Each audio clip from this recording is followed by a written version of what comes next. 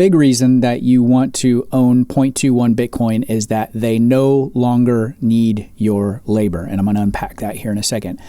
As I've studied this space, I've become increasingly convinced that when it comes to agentic AI, embodied AI, AGI, all this stuff that's coming, not only are we not in a bubble, but based on what guys like Jordi Visser are saying, AI is more like the new electricity or the Industrial Revolution. And most of us can't conceive of the epic transformations coming our way in the next 5 years.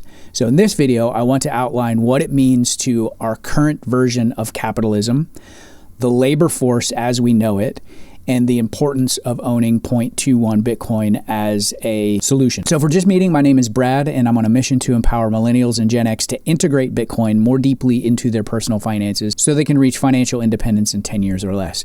So I've been absorbing Jordi Visser's latest Substack on the fracturing trust in capitalism, AI, automation, and the inevitable rise of Bitcoin. I'll leave a link to that in the video description below.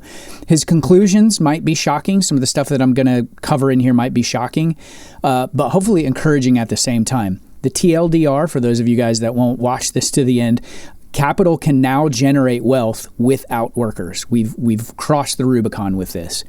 Human meritocracy, as we have known it, is mathematically obsolete. Bitcoin is the pressure valve. It's the only scarcity-based store of value in a post-labor world.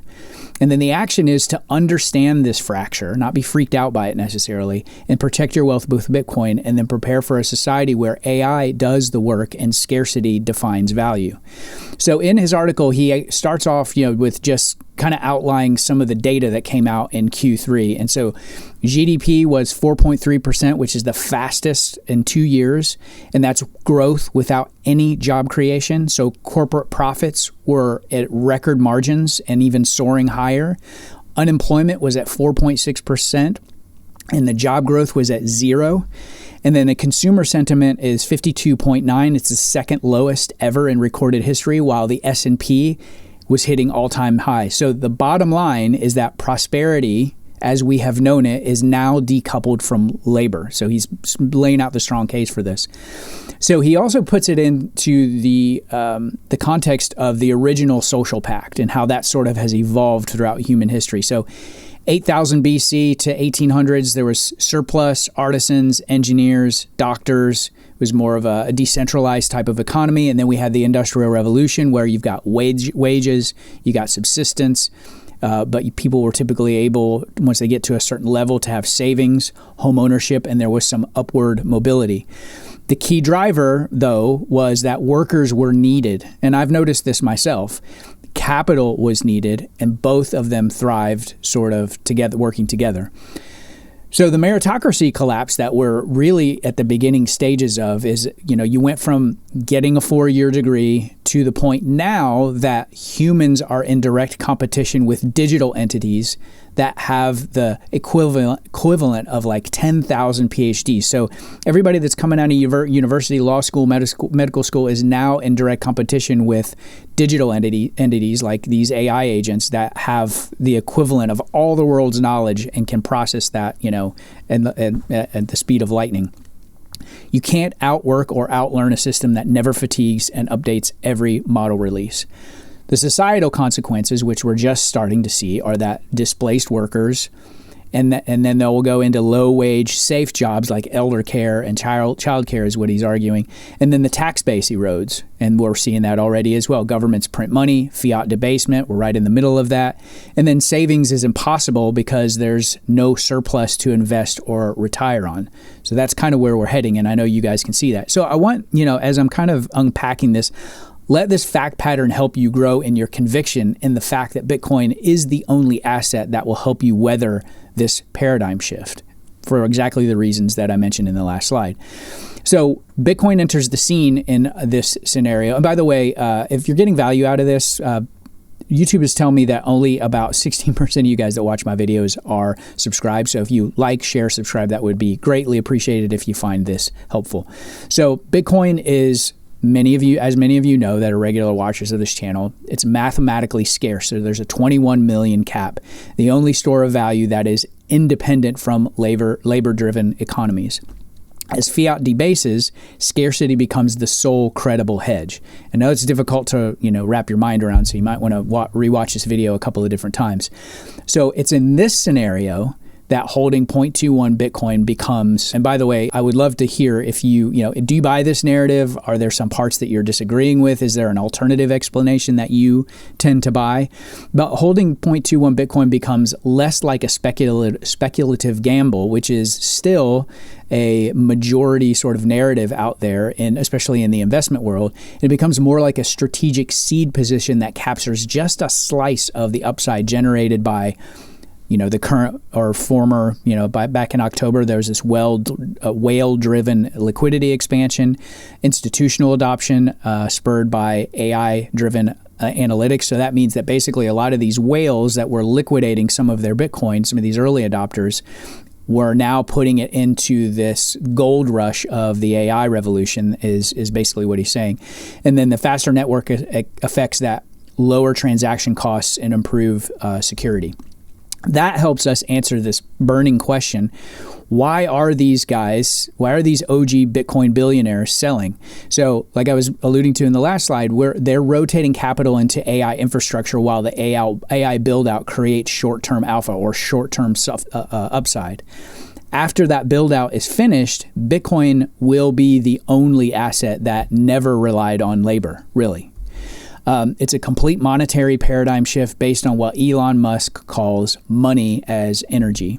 And most investors, the investor class, are completely missing this right now. Everybody's so bought into and focused on short-term price and just all of the noise that's going on in the space right now. But my point in doing this video is really to kind of help us back out and look at the larger trend that we're actually on the cusp, or I would say at the beginning stages of a complete paradigm shift that human history has never seen before. So Visser's core message in this piece is that the current whale IPO style consolidation that we started seeing probably back in October isn't a death knell. It freaked a lot of people out. Why are these guys getting out now? It's a distribution engine that enables Bitcoin to become a mainstream asset class. So when, an OG Bitcoiner sells 1,000 of their Bitcoin, there are probably at least 1,000 buyers because, especially at the retail level, most people can't afford to buy a full Bitcoin. So from that perspective, owning 0.21 Bitcoin is a modest but meaningful way to ride the wave of that distribution, especially as AI-powered capital seeks stable, liquid, and widely held digital assets. So again, back to the bottom line, the TLDR is capital can now generate wealth without workers. So if you go back and you look at the Q3 numbers, the Q3 data, it is now evident that capital and labor have completely detached from one another, even where we are in the AI adoption cycle right now. Human meritocracy is mathematically obsolete. Those methodologies of attaining merit in our society and economically are basically quickly disappearing. Bitcoin is the pressure valve. It's the only scarcity-based store of value in a post-labor world, especially when you compare it to fiat currencies. And then it's important, and part of the reason that I want to do more content like this is that we need to understand this fracture. We need to kind of dig into it and understand it and kind of put it on, so that we can protect our wealth in Bitcoin and prepare for a society where AI does the work and scarcity is the thing that actually defines value, which is a completely different paradigm from where we are now. Also wanted to mention that I'm doing a weekly live stream now. We're covering topics around, general personal finance, FIRE movement type strategies, Bitcoin as your high yield savings account and self-custody, as well as adjacent assets like ETFs, covered call ETFs, all of those things, our latest experiments that we're doing in different things, and then open it up as a Q&A. So I'm just curious, leave a comment below. What's your current Bitcoin goal? Are you trying to get to 0.21? Are you trying to get to 0.5? Are you trying to get to 1 Bitcoin? Let me know in the comments. Would love to hear that. The next steps for most of our audience that are trying to integrate Bitcoin more deeply into their personal finances is to sign up for a Fold debit card or the Gemini Bitcoin MasterCard. These are great ways to earn sats every day. It obviously helps out the channel as well at no cost to you. And then if you have questions, just set up a call. My calls are very affordable, and I'd love to help you kind of get over whatever hurdle or whatever questions you have about Bitcoin for personal finance, your journey to financial independence, retire retire early. And then if none of those things sound good to you and you want to support the educational mission of this channel, I would love it if you would scan the QR code or see the link in the video description below and maybe buy me a cup of coffee. All right, see you tomorrow. Okay, since you made it this far in the video, I wanted to offer 2 resources that will help you integrate Bitcoin more deeply into your personal finances. Number 1, Gemini's Orange Bitcoin MasterCard. You can earn up to 4% Bitcoin on everyday purchases like gas, dining, groceries, retail purchases. There's no annual fee, no foreign transaction fees, and no exchange fees on any of your rewards. Plus, if you sign up today using my link in the video description below, you get $200 in Bitcoin when you spend $3,000 in your first 90 days. The link is in the description and the comments below. Number 2, I'm also offering one-to-one calls to answer questions and to help you integrate Bitcoin into your personal finances more deeply, including traditional FIRE and Bitcoin planning, as well as Bitcoin self-custody. Link is in the video description below for that.